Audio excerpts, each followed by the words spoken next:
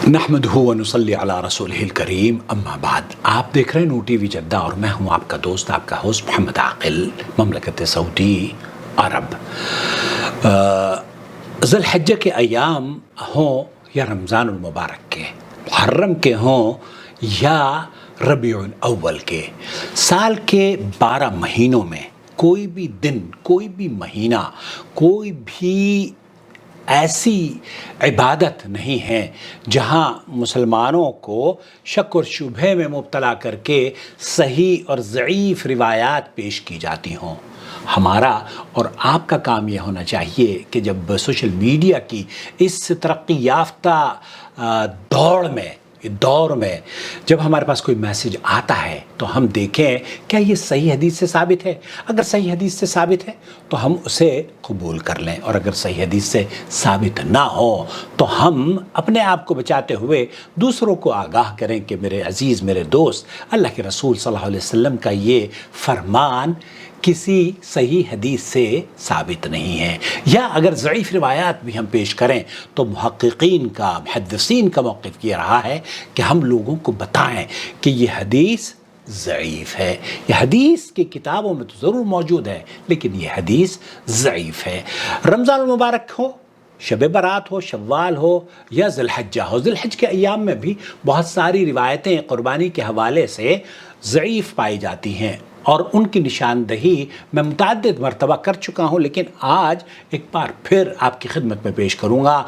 हज़रत आयशा रज़ियल्लाहु ताला अन्हा रिवायत करती हैं, ये हदीस ज़ईफ़ है। अल्लाह के रसूल सल्लल्लाहु अलैहि वसल्लम ने फरमाया, क़ुरबानी के दिन इब्ने आदम का कोई अमल ऐसा नहीं होता जो अल्लाह को खून बहाने जानवर की क़ुरबानी से ज़्यादा महबूब हो।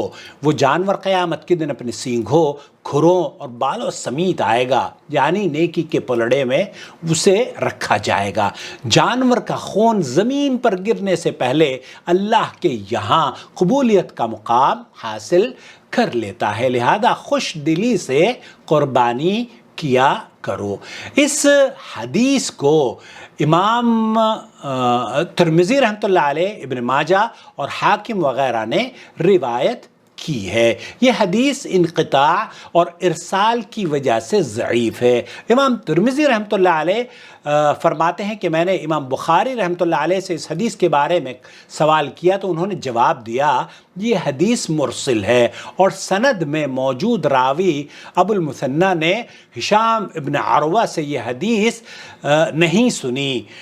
इसी तरीक़े से इमाम इब्न हिब्बान रहमतुल्लाह अलैह ने भी इस रिवायत को किताबुल मजरूहीन में ज़िक्र करते हुए लिखा है कि ये दुरुस्त नहीं है। और दूसरी हदीस में आपकी खिदमत में पेश करूँ, अल्लामा अलबानी ने भी इस हदीस को ज़ईफ़ करार दिया है, सिलसिलतुल अहादीस ज़ईफ़ा सफ़ा 526 पर। दूसरी हदीस जो ज़ईफ़ हदीस है वो भी आपकी खिदमत में पेश करना चाहता हूँ।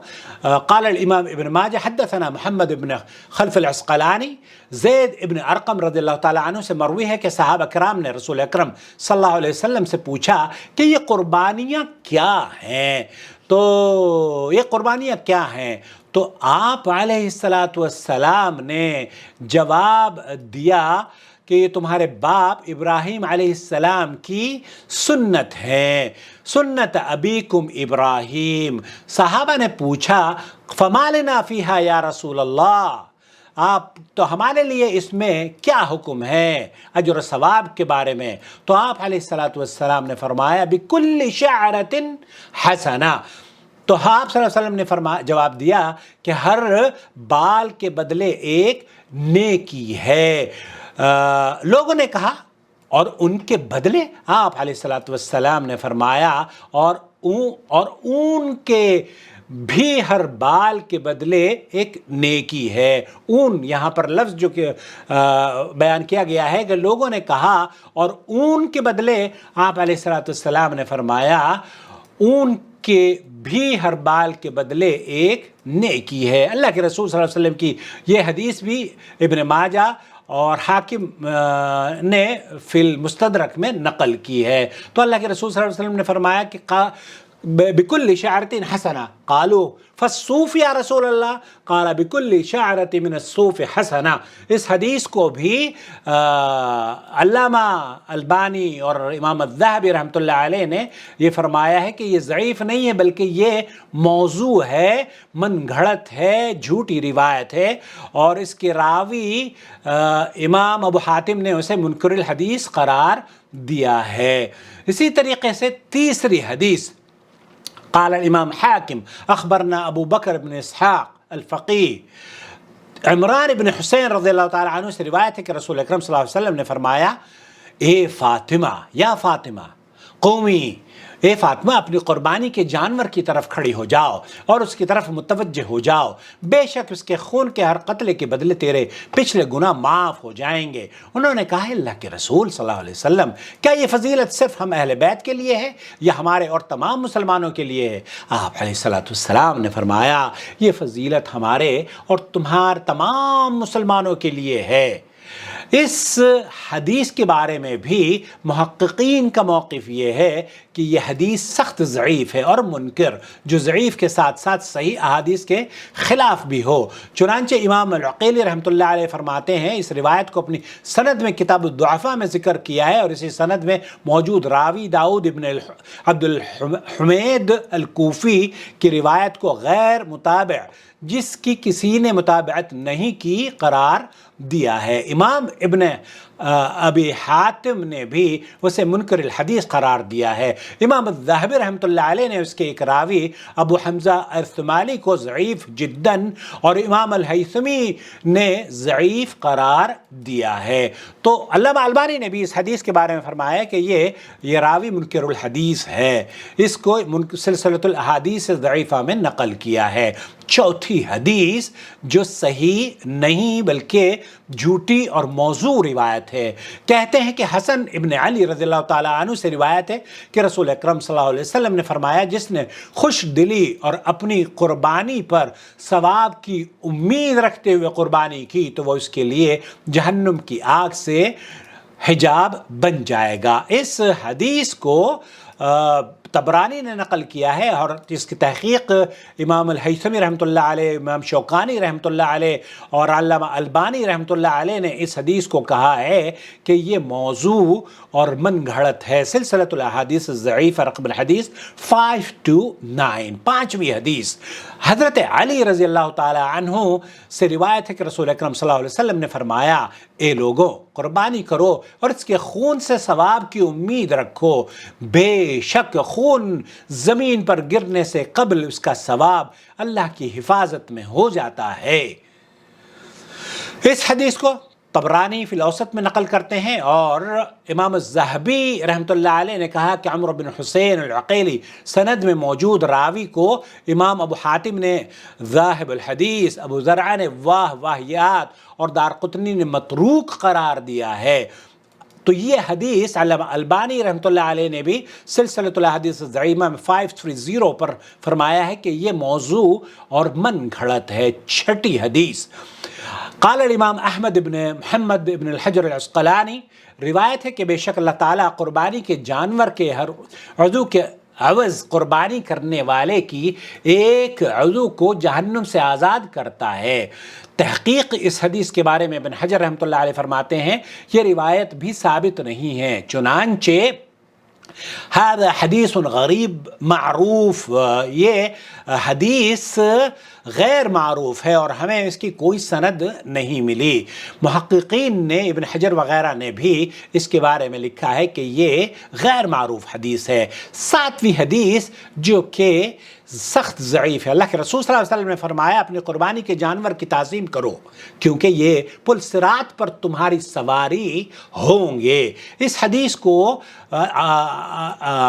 محققین نے سخت ضعیف قرار دیا ہے۔ خلاصہ کلام یہ ہوا میرے عزیز، میرے دوست، میرے بھائی، ان روایات کے باطل ہونے میں کوئی شک اور شبہ قائم نہیں، کوئی باقی نہیں رہا۔ البتہ یہ بات مسلم اور یقینی ہے کہ قربانی کا عمل اسلام کے عظیم شعائر اور عبادات میں سے ہے، جس کا ذکر اللہ رب العالمین نے نماز جیسی عبادت کے ساتھ کیا۔ شیخ عبدالعزیز بن باز رحمۃ اللہ علیہ سے پوچھا گیا کہ یہ قربانی کرنا واجب ہے، تو شیخ ابن باز نے فرمایا کہ یہ کسی بھی مسلمان پر واجب نہیں ہے، البتہ یہ چونکہ اللہ کے رسول صلی اللہ علیہ وسلم اور صحابہ اور تمام سلف صالحین کا عمل رہا ہے، اس لیے یہ عمل اللہ کو راضی کرنے کا بہترین ذریعہ ہے۔ اور 4 دن ہیں، 4 دن آپ قربانی کر سکتے ہیں۔ یوم التشریق، ایام التشریق 3 دن ہوتے ہیں، اور یوم النحر 1 دن ہے۔ یوم النحر ہوتا ہے 10 تاریخ کو، 10 ذی الحجہ کو عرفہ کا روزہ آپ نے رکھا، پھر یوم النحر 10 تاریخ کو آپ نے عید کری، اور عید کے دن قربانی کرنا سب سے افضل ہے، کیونکہ اللہ کے رسول صلی اللہ علیہ وسلم نے فرمایا ہے کہ دوسرے دنوں میں جو اعمال کیے جاتے ہیں ان دنوں سے زیادہ فضیلت والے ان اعمال کی ہے جو کہ 10 ذی الحجہ میں کیے جاتے ہیں۔ 10 یوم النحر کو کیا جاتا ہے۔ تو یوم النحر کو سب سے پہلے تو آپ نماز کے بعد قربانی کریں، رات کو بھی قربانی کر سکتے ہیں، اور اس کے بعد 11، 12، 13، تو ان 3 اور 4 10واں، تو 4 دن قربانی آپ کر سکتے ہیں۔ 13ویں دن بھی مغرب کی اذان تک آپ قربانی کر سکتے ہیں۔ بہت سارے اہل علم نے، جو ہمارے یہاں بھائی ہیں، انہوں نے کہا کہ عصر سے پہلے ہی ختم ہو جانا چاہیے۔ عصر سے پہلے کیسے ختم ہوگا؟ دیکھیے دن جو ہے وہ مغرب سے شروع ہوتا ہے اور مغرب پر ہی ختم ہوتا ہے۔ تو خلاصہ کلام یہ ہوا کہ ضعیف احادیث سے اللہ ہمیں بچنے کی توفیق بخشے، اور صحیح حدیث پر عمل کرتے ہوئے 3 دن ایام یہ کھانے پینے کے دن ہیں، عید کے دن ہیں، روزے بھی نہیں ان دنوں میں رکھنے چاہیے۔ تو یوم النحر کو اور اس کے بعد عید کے 3 دن ہیں، تو عید کے دن بھی روزہ نہیں رکھنا چاہیے، اس کے بعد ایک دن 11 تاریخ کو بھی نہیں رکھنا چاہیے، 12 کو بھی نہیں رکھنا چاہیے، 13 کو بھی نہیں رکھنا چاہیے، اور ان 4 دنوں قربانی کرنا مسنون عمل ہے، 13 کی مغرب کی اذان تک، غروب آفتاب ہونے تک۔